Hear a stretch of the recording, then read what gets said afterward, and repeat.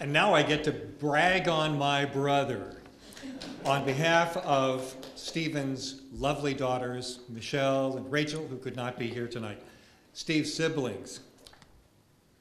Steve was one of 7. Okay. That's what you get. One Holy Roman Catholic family. Dick, Lou, Corinne, John, Hugh, and our spouses, Deb, Katie, Mike, Peggy, Melanie. We are grateful for the honor that you bestow on our brother tonight.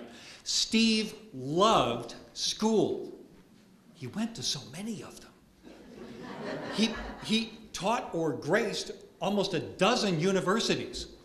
Now, it took me 5, but that was a different story. Steve loved learning. That enthusiasm was infectious. He wanted you on that journey, poking, probing, asking. His philosophy of inquiry-based education brought you into that vortex of seeing, witnessing, learning, knowing, understanding. Then taking that knowledge, and here's a verb, enthusing the students with it. Steve was a fervent advocate of public education. His reading lists included lots of studies on the public sector, how it serves its constituents, and the responsibilities thereof. I remember my last conversation with Steve, and we talked about family and we talked about growing up, but he kept coming back stressing the importance of public education. As an example, he reflected on the many people who ministered to him in his final months, noting that nearly all of them were products of 2-year or 4-year public education institutions. His gracious colleagues have attested again and again, Steve was especially interested in helping students who were transitioning from community colleges. He knew where they had been, and he knew how to get them where they needed to go.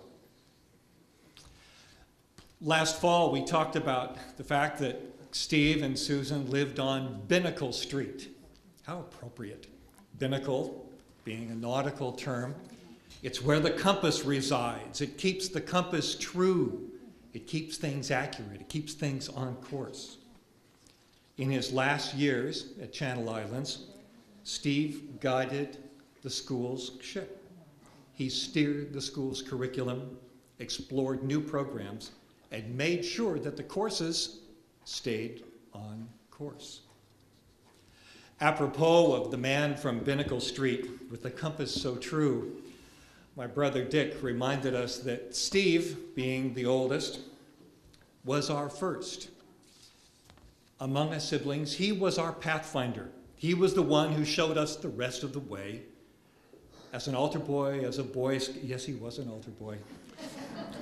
He was the first to go to work after school to pay his own way. Rare thought.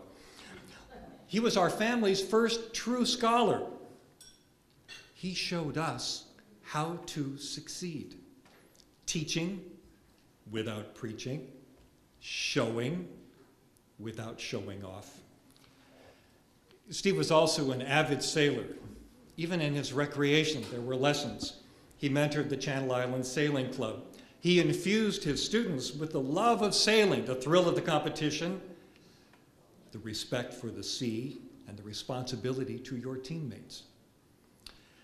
In that last visit with Steve, he said he wanted to be a good mentor. And I thought, wow, look at your legacy. Steve stuck with his students. He stood by them. Poli-sci grads who went into public service, careers in public service, politics, as respected commentators, as analysts. To conclude, being a professor, a dean, an educator, an instructor, a mentor, it wasn't a title for Steve. It was the role for which he dedicated his life. For that, and for the honor that you present him tonight, we are grateful. Thank you.